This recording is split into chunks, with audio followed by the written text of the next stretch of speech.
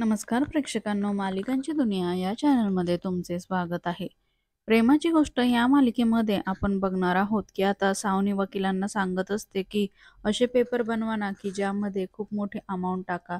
खूप शहाणे समजत होते ना हे दोघं जण स्वतःला. आता मला पैसा देता देता यांचं कंबरडं मोडणार आहे असं म्हणून सावनी खुश होते. दुसरीकडे मात्र आता सागरला भेटायला क्लायंट आलेले असतात. ते सांगू लागतात की तुमच्या एक्स वाईचा व्हिडिओ आम्ही बघितला आणि तिच्या बोलण्यावरनं आमच्या लक्षात येत आहे, त्यामुळे आम्ही तुमच्याकडनं हे कॉन्ट्रॅक्ट आता काढून घेत आहोत. दुसरीकडे मात्र आता हर्ष सावनीला फोन करून सांगतो की तुझ्या या व्हिडिओजमुळे मला कॉन्ट्रॅक्ट भेटला आहे आणि त्याच्या हातातनं सहज कॉन्ट्रॅक्ट निघून गेला आहे. तेव्हा मात्र मुक्ताच्या लक्षात येतं की या वेळेला सुद्धा सावनीला हर्षवर्धनची साथ आहे. दुसरीकडे मात्र आता सई तिच्या पप्पांची परीक्षा घेण्यासाठी त्यांना न सांगता ऑफिसमध्ये जाते आणि तेव्हा ती विचारू लागते की तुम्हाला शेवटचा प्रश्न विचारते. तेव्हा सागर म्हणतो हो विचार. तर ती विचारते की माझी फेवरेट व्यक्ती कुठली आहे. तर सागर म्हणतो तुझी मुक्ता आहे. तर तेव्हा ती म्हणते नाही, रॉंग, चुकीचं उत्तर आहे. आणि हे ऐकून दोघांनाही आश्चर्य वाटतं. मुरंबा या मालिकेमध्ये आपण बघणार आहोत की आता मात्र रमा मनाशी म्हणत असते की हे लोक मला काहीच करू देत नाही, परंतु मला आता इथनं बाहेर पडायला हवं. म्हणून ती आता टेरेसवर जाण्याचा प्रयत्न करते आणि तिला सिगरेट ओढायची असते, म्हणून ती हळूहळू तिथून बाहेर पडत असते. दुसरीकडे मात्र अक्षय ही खूपच दुखावलेला असतो. डॉक्टरांचं बोलणं त्याला आठवत असतं. तुमच्या बायकोची वाचण्याची शक्यता अगदी थोडीच होती, त्यामुळे मी तुम्हाला खोटी कारणं देणार नाही. इकडे मात्र आता दोघेही जण टेरेसवर पोहोचतात. तेव्हा अक्षय म्हणू लागतो की मला फक्त तुझी एक झलक बघायची आहे ग रमा, मला खूप त्रास होतो आहे. तेवढा तिकडे माही मात्र आता सिगारेट पेटवण्यासाठी लायटर चालू करते. तर त्या आवाजाने अक्षय मागे बघतो आणि आता माहीचा चेहरा मात्र त्याला दिसतो आणि तो मात्र जोरात रमा म्हणून ओरडतो आणि त्याचा पाय निसटतो. त्यानंतर मात्र तो खाली पडणारच असतो. तर माही धावत जाते आणि आता त्याला वाचवण्याचा प्रयत्न करते. इतक्यात मात्र आता अक्षय माहीला स्पष्टपणे बघतो आणि जोरात रमा म्हणून पुन्हा आवाज देतो. येड लागलं प्रेमाचं या मालिकेमध्ये आपण बघणार आहोत की आता राया मात्र त्या जुन्या आठवणी आठवत असतो, बाळामामांनी सगळ्या सांगितलेल्या, आणि त्याला खूप त्रास होत असतो. सगळेजण म्हणत असतात की हा खुनी आहे. इकडे मात्र तो मनाशी म्हणत असतो नाही, मी खुनी नाही, आणि जोरजोरात ओरडत असतो. तेवढ्यात तिथे मंजरी येते आणि मंजिरी त्याला म्हणू लागते की तू का स्वतःला त्रास करून घेतो आहे. तू आता शांत हो आणि तू असं गप्प का, खरं काय आहे ते सांग, मला या गोष्टीवर विश्वास नाही. तेव्हा मात्र तो म्हणतो तू इथून निघून जा, अशा खुन्यापासून लांब राहा, खुन्याच्या बरोबर असं राहू नये, असं म्हणून तो ओरडून तिला तिथनं जायला लागतो. त्यानंतर मात्र ती म्हणू लागते चल मी तुला घरी न्यायला आले आहे, परंतु तो म्हणतो नाही, तुला सांगितलं ना मी खुनी आहे, माझ्यापासून तू लांब राहा. तेव्हा मंजिरी म्हणते मी आत्ता जाते आहे, पण मला खात्री आहे आणि मी ते सत्य शोधून काढेल की माझा मित्र असा खून वगैरे कोणाचा करणारच नाही आणि मला तुझी मैत्री आणि तू गमवायचं नाहीये. मला कायम तू हवा आहेस आणि त्यामागचं सत्य काय आहे मी नक्की शोधून काढणार. थोडं तुझं आणि थोडं माझं या मालिकेमध्ये आपण बघणार आहोत की आता इकडे मात्र मानसी तेजसला सांगत असते की तुम्ही तुमच्यासाठी जी काही लढण्याची तयारी करणार आहात त्यासाठी ऑल द बेस्ट. आणि इकडे तेजस मनाशी म्हणतो की मी यांना यांची काळजी घेण्यासाठी सांगतो आहे, पण यांचा गैरसमज होतो आहे. त्यानंतर मानसी म्हणते की आता स्वतःची सुटका करून घेण्यासाठी चांगली तयारी करा आणि इकडे तेजस मात्र पोलिसांसोबत निघून जातो. दुसरीकडे मात्र मानसी आता गायत्रीला सांगते की बरेच दिवस झाले आहे आईला भेटून आले नाही, त्यामुळे जरा आईला भेटून येते. तेव्हा आता गायत्री तिला म्हणते हरकत नाही, जा तू भेटून ये. दुसरीकडे मात्र गायत्रीला शंका असते की मानसी खोटं बोलते आणि तिच्यावर कोणाला तरी पाठलाग करायला पाठवायला पाहिजे. त्यामुळे आता तिच्यावर नजर ठेवण्यासाठी गायत्री विनोदला मागे तिच्या पाठवते. त्यानंतर एका गाडीजवळ गेल्यावर त्या गाडीच्या आरशामध्ये मानसीला बघताच लक्षात येतं की विनोद भाऊजी आपला पाठलाग करता आहे. त्यामुळे आता मानसी सावध होते आणि आरशामध्ये विनोद दिसल्यामुळे ती आपली दिशा बदलते. तू ही रे माझा मितवा या मालिकेमध्ये आपण बघणार आहोत की आता राकेश मात्र मी खूप गरीब आहे असं सांगून आता ईश्वरीच्या घरामध्ये घुसतो. माझ्याकडे भाडं देण्यासाठी सुद्धा पैसे नाही असं म्हटल्यावर आता आत्या ईश्वरीवरच चिडते. इथे काय मी धर्मशाळा उघडून ठेवलेली नाही, असं तू कोणालाही घेऊन येशील. तेव्हा मात्र आता ईश्वरी तिला समजवण्याचा प्रयत्न करते, पण आत्या म्हणते, हिला एक अक्कल नाही, पण तुम्हाला सुद्धा कळत नाही का, तुम्ही कसे काय आलात हिच्या मागे. तेव्हा मात्र पुन्हा एकदा ईश्वरी आत्याला समजवण्याचा प्रयत्न करत असते, कारण आता राकेशकडे घर नाही असं तो त्यांना दाखवत असतो. तो खूप गरीब आहे आणि त्याच्याकडे पैसे पण नाही हे मात्र तो सगळ्यांना दाखवून देत असतो. दुसरीकडे मात्र आता सकाळी ईश्वरी जेव्हा चाललेली असते तेव्हा अर्णवच्या गाडीने तिच्या अंगावर चिखल उडतो आणि ती जोरात ओरडते. त्यानंतर अर्णव गाडीतनं बाहेर येतो तेव्हा मात्र ती म्हणते, बरोबर आहे, माझंच चुकलं. अशा चुका मात्र तुमच्यासारखी माणसंच करू शकतात. तुमच्याकडनं दुसरी काय अपेक्षा आहे? तेव्हा अर्णव म्हणतो, एवढंच होतं तर रस्त्याने बघून चालता येत नाही का? तेव्हा ईश्वरी म्हणते, जर माझी चुकी असती ना तर मी पटकन माफी मागितली असती, तुमच्यासारखी नाहीये. दुसरीकडे ऑफिसमध्ये मात्र आता ईश्वरीला सांगतात की लावण्याच्या कॉफीची वेळ झाली आहे, म्हणून ती बॉटलला झाकण न लावताच तशी पळते आणि त्यामुळे धक्का लागून पाणी सगळं सांडतं आणि तितक्यात तिथे अर्णव येतो आणि त्या पाण्यावरनं पाय घसरून तो जोरात खाली पडतो. त्याच्या अंगावर सगळे हातातले पेपर आणि कॉफीचा मग पण पडतो. त्यामुळे आता ऑफिस स्टाफ आणि लावण्या प्रचंड घाबरतात. इकडे मात्र अर्णव तिथे तसाच बसून राहतो आणि जोरातच ओरडतो, इथे पाणी कसं काय सांडलं? त्यानंतर मात्र ईश्वरी तिथे येते आणि तिच्या लक्षात येतं, बहुतेक हे माझ्याच चुकीमुळे घडलेलं आहे. इकडे अर्णव मात्र प्रचंड संतापलेला असतो. अबोली या मालिकेमध्ये आपण बघणार आहोत की आता अबोली आणि मनवा मात्र वाघाच्या वेशातल्या किलरच्या तावडीमध्ये सापडतात. त्यामुळे त्यांची सुटका त्याच्याकडनं त्या करून घेतात आणि जोरातच त्याला ढकलून देतात. तेवढ्यातच त्याच्या आरडाओरडामुळे आता सगळी माणसं घरामध्ये घुसतात आणि त्यानंतर आता तो तिथून पळून जातो. क्रिश विचारू लागतो, तुम्ही इथे कसे काय अडकलात? तेव्हा घडलेला सगळा प्रकार अबोली आणि मनवा सांगू लागतात.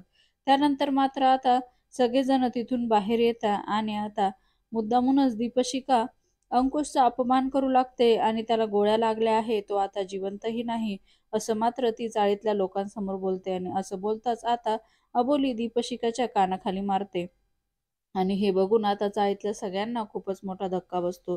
त्यानंतर अबोली म्हणते, तू विसरली आहेस का मी तुझी काय हालत केली होती म्हणून? आणि त्यानंतर आता तुला माझ्या आईंची आणि माझी माफी मागावीच लागेल. आणि आता असं म्हटल्यावर दीपशिखाही चिडते आणि ती अबोलीवर हात उचलणार इतक्यात शिवांगी मध्ये पडते आणि तिचा हात थांबवते आणि ती म्हणते की अबोली माझ्या बहिणीसारखी आहे आणि तिनेच मला शिकवलेलं आहे की अन्याय हा सहन करायचा नाही. म्हणून आता दीपशिखाला अबोली आणि तिच्या परिवाराची माफी मागणं हे भाग असतं. त्यानंतर मात्र आता दीपशिका माफी मागणार का हे येणाऱ्या भागामध्येच आपल्याला बघायला मिळणार आहे. आणि सगळ्या चाळीसमोर मात्र आता दीपशिकाचा खूपच अपमान झालेला असतो.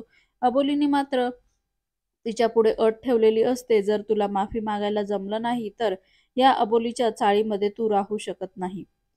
आई बाबा रिटायर होत आहे या मालिकेमध्ये आपण बघणार आहोत की आता यशवंत बांगड्या विकल्यामुळे खूपच नाराज असतो. तेव्हा मात्र शुभा त्याला समजावून सांगते, तुम्ही पैशाची चिंता का करता आहे, आपल्याकडे 3-3 मुलं आहे, हीच आपली मोठी संपत्ती आहे. तेव्हा यशवंत हसू लागतो आणि म्हणू लागतो की खरंच तुला कसं समजावं ना हेच कळत नाही मला, तुझं करू तरी काय ग शुभा मी? आणि तेवढ्यात दोघेही जण खूप हसू लागतात. दुसरीकडे मात्र शुभा स्वीटीला म्हणते की तू सून म्हणून नाही, मुलगी म्हणून या घरात यायचं आहे. हे ऐकून मात्र सीमाचा प्रचंड संताप होतो आणि ती हळदीमध्ये सगळ्यांसमोर आपला राग दाखवते. हे मात्र निरुपमा बघते आणि त्यानंतर ती शुभाला म्हणते, मला तुझ्याशी महत्वाचं बोलायचं आहे. त्यानंतर शुभाला ती साईडला घेऊन जाते आणि इतक्यातच आता समीर सीमाला सांगतो की तुला भेटायला बाहेर कोणीतरी आला आहे आणि तेवढ्यात सीमा बाहेर जाते आणि आता बिल्डरला बघून मात्र सीमा प्रचंड घाबरते. दुसरीकडे निरुपमा मात्र शुभाला समजावून सांगते की तुझ्या मोठ्या सुनेचं वागणं बघितलंस का, तू शोभत आहे का तिला हे? आणि त्यानंतर तू तुझ्या लहान्या सुनेची एवढी कौतुक करू नको, तिला जरा ताब्यामध्ये ठेव. आणि असे उद्देश मात्र आता ती शुभाला देऊ लागते. साधी माणसं या मालिकेमध्ये आपण बघणार आहोत की आता दाभाडे हे तिथे आलेले असतात आणि साधी माणसांमुळे दाभाडे स्पेशल झाले असे ते म्हणू लागतात.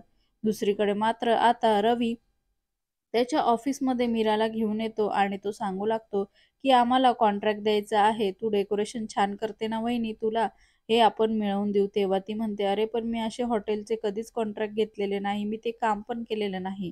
तेव्हा तो म्हणतो, "पण जर तुला हे काम भेटलं ना, तर दादाची गाडी रिपेअर करायला तुझ्याकडे पैसे जमा होईल आणि प्रॉब्लेमही सॉल्व्ह होईल." दुसरीकडे मात्र आता कॅबिनमध्ये गेल्यावर रवीचे सर तिच्याशी इंग्लिश बोलू लागतात, परंतु ती मराठीत बोलल्यामुळे ते तिला थांबवतात आणि "तुम्हाला इंग्लिश बोलता येत नाही का?" असं विचारल्यावर रवी तिची बाजू घेऊ लागतो. तेवढ्यात तो म्हणतो, "सॉरी, पण साधं तुम्हाला इंग्लिश बोलता येत नाही, तर तुम्हाला मी हे कॉन्ट्रॅक्ट देऊ शकत नाही."